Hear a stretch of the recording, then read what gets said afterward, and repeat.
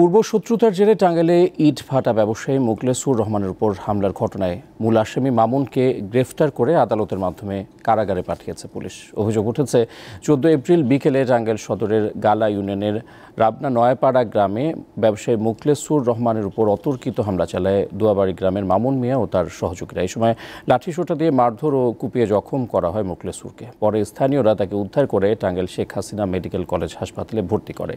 এই ঘটনায় মামলা দায়ের করা হলে 15 এপ্রিল মামলার প্রধান আসামি মামুনকে গ্রেফতার করে পুলিশ। বাকিদের গ্রেফতারের চেষ্টা চলছে।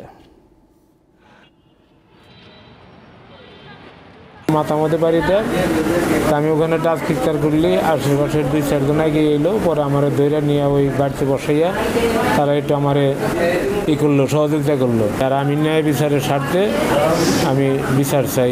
আজকে আমার স্বামীর মাঝে আমি হাসপাতাল খবর পাচ্ছি, আমার একটা ছেলে, তাও নিয়ে আমার ভয় লাগে।